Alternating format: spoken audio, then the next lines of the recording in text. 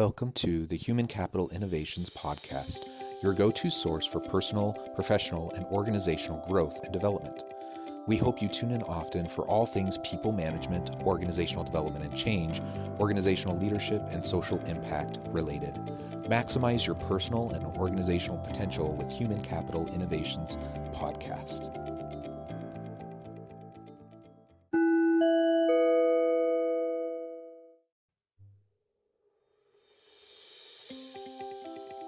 Welcome to the Human Capital Innovations Podcast. In this HCI podcast episode, I talk with Stephen Shapiro about finding the hidden solutions to drive innovation.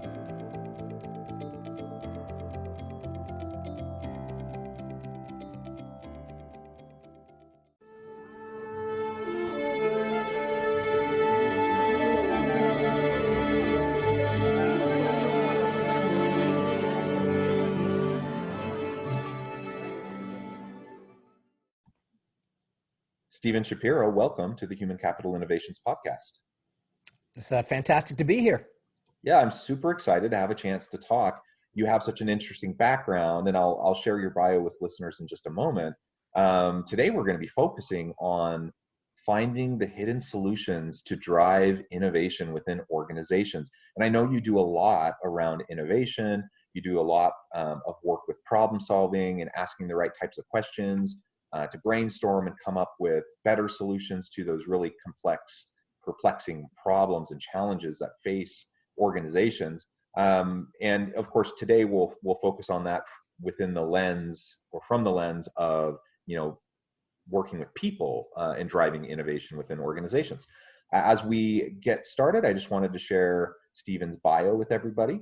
Stephen Shapiro started his innovation work over 20 years ago while leading a 20,000 person innovation practice at the consulting firm Accenture. Since then, he has written 6 books on innovation, including Best Practices Are Stupid, which was named the Best Innovation and Creativity Book of 2011 by 800 CEO Read, now Porchlight, and was an international #1 business bestseller. His latest book, Invisible Solutions, 25 Lenses That Reframe and Help Solve Difficult Business Problems, was released March 2020. His personality poker card game has been used in 35 countries to create high-performing innovation teams. And Stephen has presented at conferences in over 50 countries. And in 2015, he was inducted into the Speaker Hall of Fame. His clients include Marriott, 3M, Delta Airlines, P&G, Nike, Capital One, Honda, Johnson & Johnson, Microsoft, and NASA, among many others. His work has been featured in Newsweek, Entrepreneur Magazine, Success Magazine, The Wall Street Journal, The New York Times, CNBC, USA Network, TLC, and ABC News.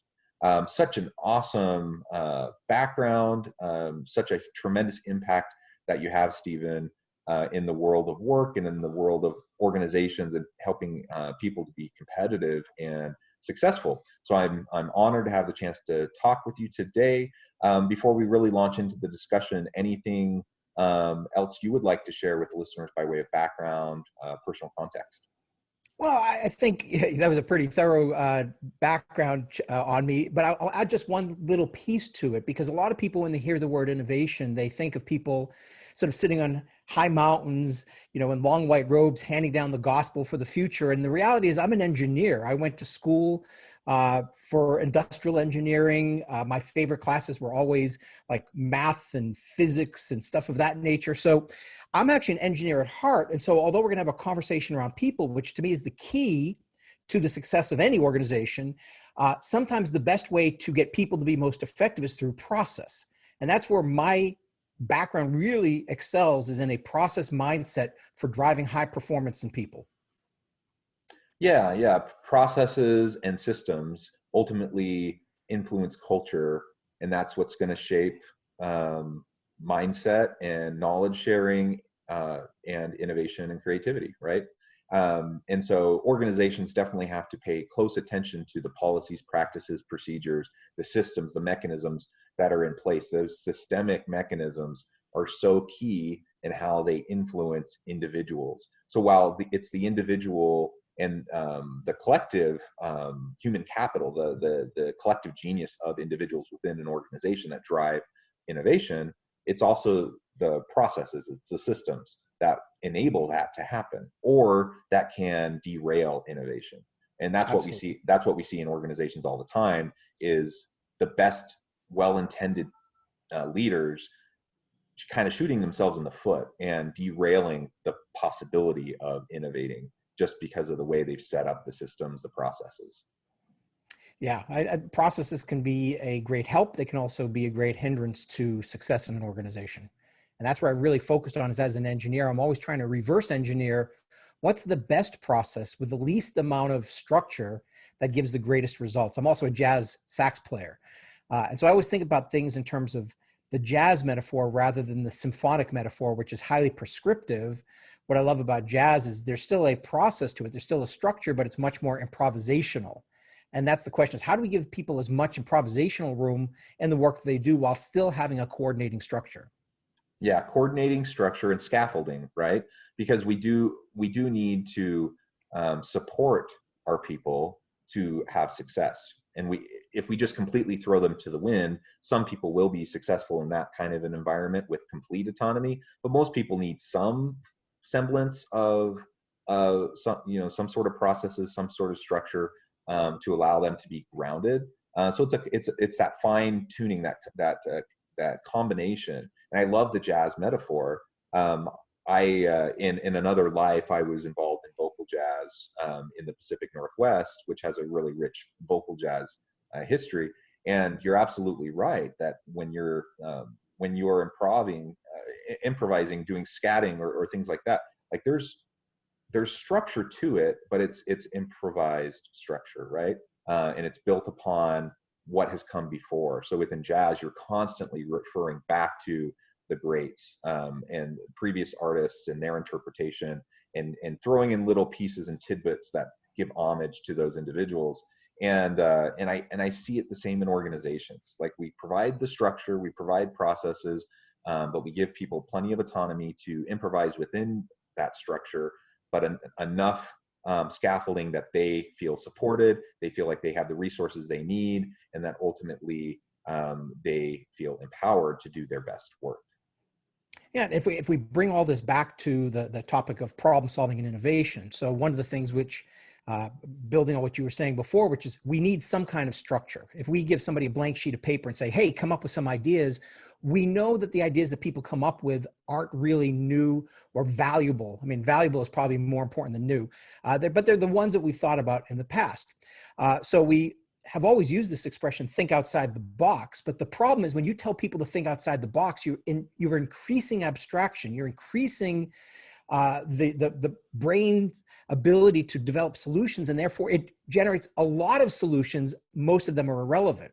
So I always say, don't think outside the box, find a better box. What we don't want to do is give people too much rope, but what we want to do is make sure that when they're innovating, when they're problem solving, that they're actually framing the problem the right way, because that structure becomes the key to driving high performing innovation inside of an organization. Yeah, yeah, absolutely. Well, and I think of when it comes to innovation, our best efforts are still going to fail more often than not, right? And so it's about failing fast, leaning forward into the learning that happens through the creativity and the innovative process. And you may only have 1 out of 10 types of approaches that end up sticking, that end up working, that end up being viable, but you can learn from all the other ones that fail. And as long as you fail fast and you fail forward, then that becomes a stepping stone to build upon, and you build on those learnings to then drive the next innovation. And so those failures don't even really need to be viewed as failures. They're just learnings that then help us to improve the next time, as long as we're failing fast. If we're you just mentioned the giving them enough rope. If we give them enough rope to hang themselves with, and they're and to me that means they're not failing fast. They're not piloting with the intention of scaling once they have proof of concept, and instead they're really going to shoot themselves in the foot and the organizations in the foot. But if we just recognize that, yeah, sometimes things are going to work out, sometimes they're not, and we just learn from everything we're doing and move forward in a productive, constructive way, then we'll be in good shape. Well, and it's interesting. I never like the word failure, because if we are failing, I think we're doing something wrong. So I'm actually, my belief is we've been over glorifying failure. If we're not breaking eggs, we're not innovating. And look, is failure going to happen? Sure, it's inevitable, but that shouldn't be our goal. So I always recommend that my clients really use the lens of experimentation rather than failure. Because Yeah, if I you like that. conduct an experiment and you disprove your hypothesis, that is, you say, we thought this was a good idea, but the evidence tells us it's not, that is a successful experiment. It is not a failure. That's right. Where Yeah. failure occurs is when we run an experiment, it tells us it's a good idea when it's not a good idea, and then we move forward. So I really try to, and I have a number of processes that we use with clients to make sure that they're not failing, but that they're experimenting and they're reducing the risk, because that to me is the name of the game, is reducing risk and gaining some speed. Yeah, yeah, absolutely. I completely agree. I like that framing. It's interesting. I would love to hear your take on it. How do people respond when you frame it that way as experimentation? Do people have a good reaction to that, or I could imagine some people having like initial walls going up, because the whole idea of experimentation, to them means all this like sciency stuff that maybe they're not comfortable with. But it doesn't need to be scary. But experimentation is exactly what you just mentioned. It's simply testing and learning and growing and moving forward, and that should happen in every type of work that we do.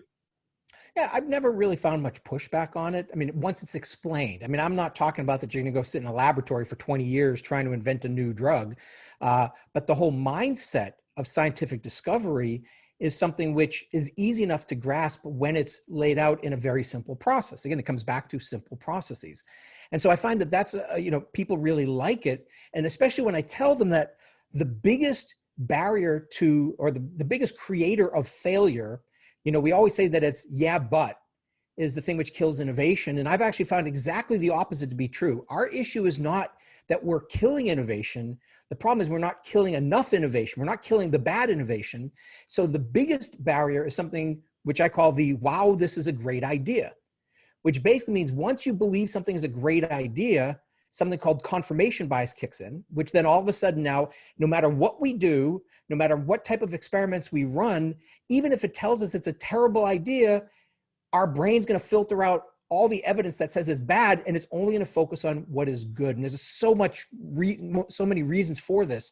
And so what ends up happening is we implement things that we shouldn't be implementing. And so once we start understanding the brain's role in this, and when we understand how processes can help shift it, clients always embrace it because they don't have time to fail. They don't have time to learn. I mean, if we said that 1 out of 10, innovations were going to fail, but it's a great learning, well, that means that 90% of our time was spent learning, but only 10% of our time was spent implementing. So how do we shift that to get whatever the right numbers, 70%, 80% success rate by eliminating and killing the innovations we should faster in the process? Yeah, that's right. That's right. And confirmation bias is such a dangerous thing, and it is human nature, and it is the way our minds tend to work, and no one's immune from it unless we can learn to recognize it, and we can learn to push back and to have a questioning mind, not take things for granted. And so whether that's talking about innovation as we're doing right now, I mean, it applies to every aspect of life, I think. And I see so many times I see it come back to confirmation bias, and it's never effective for me to like go up and shake somebody and say stop, having confirmation bias. But that's what I want to do, sometimes, because I just see someone or a group of people or an organization doing things that's not in their best interest, but they just can't see it because of confirmation bias. So that's Absolutely. absolutely something that we definitely need to be careful with. So I know you talk a lot about hidden solutions, finding those hidden solutions to really complex problems so that you can solve the problem faster. What do you mean by, finding those hidden solutions, and what are some tools and tricks to be able to do that? Sure. So I think the biggest challenge we have is as human beings, we're not wired for innovation. We're actually wired for survival. And so what ends up happening is that we create neural pathways. Basically, these are grooves or paths in the brain to things that we've thought about for a long time or things we think about on a regular basis. And in some cases, things that we thought about recently. And so what ends up happening is when we're trying to find solutions, we tap into our past rather than what's possible. So when we are doing problem solving, a lot of times we're asking the wrong question because of our past experiences. And so to me, the best path to finding great solutions is to stop looking for solutions. The best path to finding better solutions is to step back and make sure we're asking the right question. So I said earlier, don't think outside the box, find a better box. Well, that better box is the reframed problem. How can we change, the question so that instead of focusing on revenues, which might be too broad, it's about margins. Instead of getting more profitable customers, how do we get fewer more profitable customers? Each of these changes in the question will give us different possible solutions. And we don't take enough time to actually think about the questions we're asking. We're running around chasing solutions.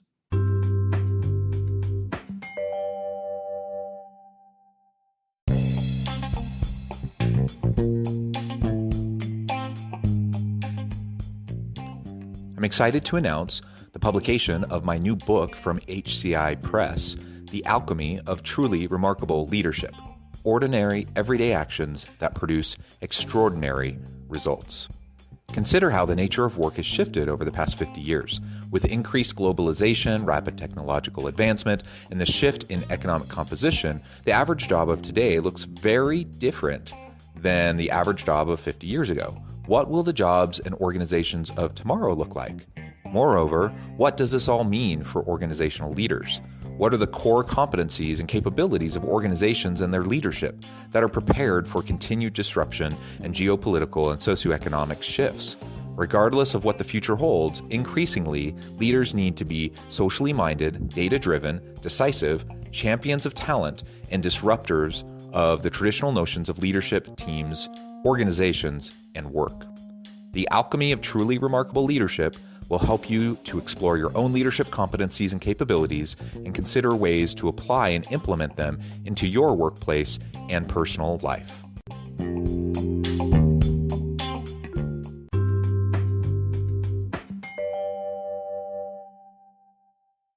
So how do we disrupt the current framing that we have? Because you can only do, and you can only move forward based on the experiences that you've had and your framing. You can recognize that your framing is limited, and you can try to challenge your understanding, and you can try to question, and you can try to do those things. I think that's important. But any other thoughts or ideas on how we can actively disrupt our current framing to kind of push ourselves into asking different types of questions? Yeah, so I think the first thing is to just acknowledge that most likely we're asking the wrong question. And the reason for that is we're making a lot of assumptions. So that's sort of the philosophical perspective. From a tool perspective, my latest book actually has 25 different lenses that are designed to help you reframe a problem. So for example, and there's 5 different categories. So there's lenses around reducing abstraction. So if the problem you're trying to solve is like solving world hunger, there's 5 different lenses to break it down into something smaller. So for example, if you're trying to increase revenues, just choosing a simple one, the reduce abstraction lens, which is the first one, the leverage lens, which is the first one inside of reduce abstraction. So the leverage lens says, what is the one factor that will have the greatest impact? If you could only solve for one part of this problem, what would it be? So instead of trying to increase all revenues, you might ask yourself, who are our most profitable customers? Or what are our most profitable customer segments? Or where are we least profitable because we're spending way too much time? So what you might find is you have a lot of customers that require a lot of hand-holding, and therefore, even though they might be generating a lot of revenue, they're actually sucking your margins. And so these 25 different lenses become sort of a mental kaleidoscope that allow you to shift and twist and change whatever question you're working on and come up with a bunch of different reframes, each of them which will give you different possible solutions. And then typically what happens is you see one, you say, oh, that's the one, this is going to drive the best results, and you move forward with it. I really like that. And it's useful to have different models, different framings, kind of right there in front of you, so you can force yourself to think along those lines. Um, I don't know what you think, but something that I've found helpful is just proactively putting myself in different situations to interact with different types of people, with different types of worldviews and framings, perhaps people from different backgrounds, different disciplines, different industries, because it's in that environment where all of a sudden I'm kind of forced to have my understanding and my ideas bounce off of and interact with people that are from completely different backgrounds than me. That usually for me has been the way that I've come up with some of the most creative types of approaches that I've ever done. And so I try to foster interdisciplinary teams. I try to have conversations like this. It's one of the nice perks of having a podcast where I talk to hundreds of thought leaders and industry experts, because it just fundamentally forces me to interact with people that probably I wouldn't have otherwise. And then I learn from it, and I get all these new insights, just as things start to bounce off of what's already in my head. So for me, that's like one of the keys is just like put yourself out there, get yourself into a situation where you're out of your comfort zone, where you're interacting with different people with different backgrounds, different ways of understanding, different ways of viewing the same type of problem, because they're coming at it from a different angle with a different set of questions. And at that point, you can start to reframe. It frustrates me, but I'm also appreciative of it. I get to the point where I've been wrestling with this problem, and again, based on my past experience and my expertise, I'm like, okay, these are the types of things I need to try to do. And then I'm like, it's not until I'm out walking my dogs around the park and I notice something that then triggers something in my head. It's something totally disconnected, but like I see something happen in the tree, and it triggers something in my head. And then all of a sudden, like, wait a minute, I'm looking at this all wrong. And what if I think of it this way? And now, and then it just lays out in front of me like these 5 things I should do right away.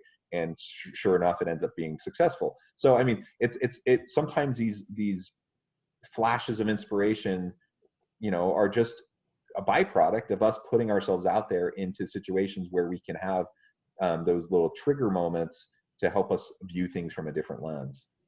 Yeah, absolutely. And in fact, what you're describing is one of the 25 lenses, which is the analogy lens. So that's under the increase abstraction, because what in a lot of cases happens is we assume that the problem that we're trying to solve is going to be solved in the domain in which it's framed. So if I'm trying to solve an industry specific problem, I'm going to look to that industry, or if it's a functional problem.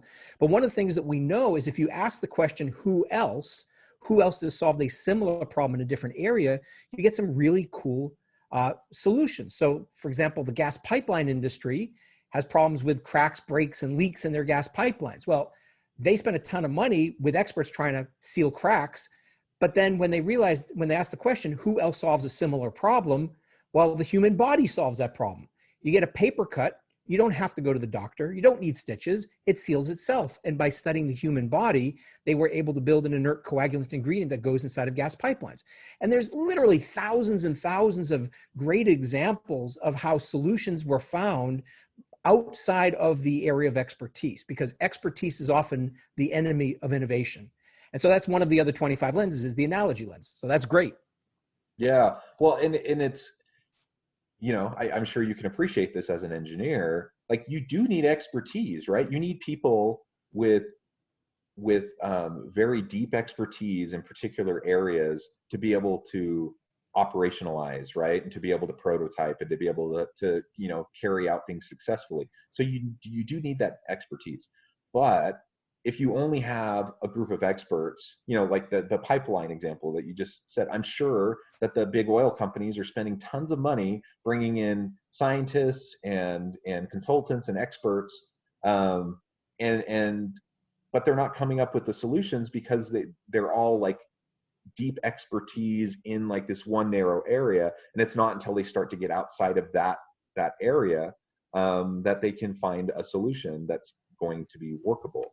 And so it's like we have to find a way to foster both deep expertise, but kind of cross-pollinate, across interdisciplinarity and cross-disciplinarity, is so important, I think, to get outside of the box to find that new box. I can't, like, it's impossible for me to even conceive of what might be a different box unless I have some breadth to my understanding of how different areas connect, right? Or at least I surround myself with people who come from different areas of expertise, and then we have open dialogue so that we can explore and find those different boxes, to then, ask the different questions. So I don't know, what do you think about like expertise versus, breadth versus depth of expertise as we try to tackle Well, problems look, to come up with solutions? we need both. I mean, expertise is only a problem if you don't recognize its limitations. So, because we're not looking to adopt solutions from other industries, we're looking to adapt solutions from other industries. And if you don't have the expertise, then you don't have the context. But you also need to recognize that most people, so Steve Jobs once said, creativity is just having enough dots to connect. And the problem is most people have one dot. They know their area of expertise and they put on blinders and they don't look elsewhere. There's nothing wrong with the expertise as long as you're open to collecting new dots, to making those connections. And once you start making those connections, then you start to see patterns and insights and opportunities that were previously hidden that now will start to come to view. So we need the expertise to be able to understand the context, but we need to make sure we're not limited by the expertise. And most people don't explicitly take the time to go beyond their frame of reference. Yeah, yeah, and that's hard in a highly competitive, world of business where leaders, are just so often, they're so burdened. They're dealing with so many things. They're putting out fires constantly. They're putting in lots of hours. They're trying, but I see this all the time when I work with leaders that they're so focused on the urgent that they're not giving themselves the time to connect those dots, to think the big strategic types of questions and the big innovative types of questions. And so, part of it is just giving yourself a break, like kind of, and perhaps forcing yourself to take a break from the daily grind of everything that needs to happen so that you can have those quieter moments where you have the opportunity to make those connections, whether it's literal networking types of connections with other people who have different areas of expertise to help you connect the dots, or just quieting your mind and taking 30 minutes, every now and then just to carefully contemplate, and consider the issues and try to force yourself to go through that mental exercise of considering different possible framings. But if you're so busy all the time addressing all these what we think are urgent crises, then we're never going to give ourselves a chance to be able to create and innovate because we're not allowing ourselves to think and ponder and consider. Yeah, and one of the other lenses is the observation lens. And this is a little different than the other lenses, but I think it's a really powerful one because if you're solving the wrong problem, you'll never find the right opportunities. And the observation lens just basically says, how can we be hyper aware to what's around us? And in particular, how can we observe our customers, our clients? How can we observe the way that they interact with our products, our competitors' products? And how can we just observe the larger ecosystem and just taking that time, actually acting like an anthropologist, putting on the fedora and making sure you're like Indiana Jones and getting out there and observing, getting out from behind the desk. That sometimes is the key to being able to uncover hidden needs that people have that they might have missed otherwise. So there's 25 different lenses. We touched on 3 of 25 today, but that's basically, what everything we're talking about is how do we shift our perspective to find a new angle to look at a problem from a different lens. Yeah, absolutely. Well, Stephen, it has been a real pleasure talking with you today. I wish we could continue, but our time's drawing short, and perhaps we can continue this discussion another time. But before we part ways today, I wanted to give you the last word and give you a chance to share with the listeners how they can get connected with you and find out more about what you're doing. Sure. So I guess I'll close with a quote that's attributed to Einstein. He never actually said these exact words, but I love the essence of the quote, which is, if I had an hour to save the world, I would spend 59 minutes defining the problem, 1 minute finding solutions. That's 59 minutes defining the problem, 1 minute finding solutions. And from my experience, most organizations and most teams and most individuals are running around spending 60 minutes solving problems that are either the wrong problem or they're not well framed. And so instead of focusing on the solution, let's focus on the question. And it's paradoxical that the more we stop focusing on the solution, the more likely we are to find better solutions. So the best way to get in touch with me and learn more about the Invisible Solutions book is to go to invisiblesolutionsbook.com. There you can learn about the book, but there's also a whole bunch of free downloads, such as the 25 lenses. You can download those and use them and apply them to your problems. And here's the thing I know is there's not a business problem that I've not been able to solve by using these lenses. And in many cases, we solve them in 15 minutes. So I know it's a bold statement. It doesn't mean the solutions were always the best solution, but at least it moved us forward in a way that we had new insights that we wouldn't have had otherwise. Wonderful, wonderful. Well, thank you, Stephen. It has been a pleasure. I hope my listeners will reach out, get connected on LinkedIn, go check out the website, check out the book. Hopefully this has been a useful discussion for everyone who's tuned in.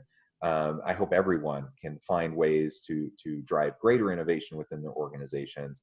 And as always, I hope everyone stays healthy and safe. I hope everyone can continue to find meaning and purpose at work each and every day, that everyone has a great week.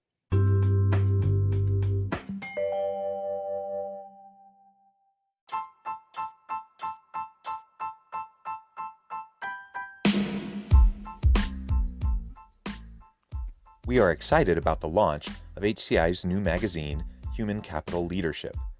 Human Capital Leadership is a free, interactive e-magazine designed to help individuals, leaders, and organizations find innovative approaches to maximize their human capital potential. We will be publishing issues quarterly in August, November, February, and May.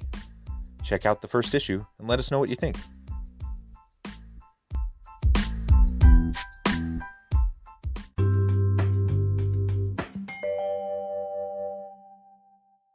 Thanks again for joining us for this episode of the Human Capital Innovations Podcast.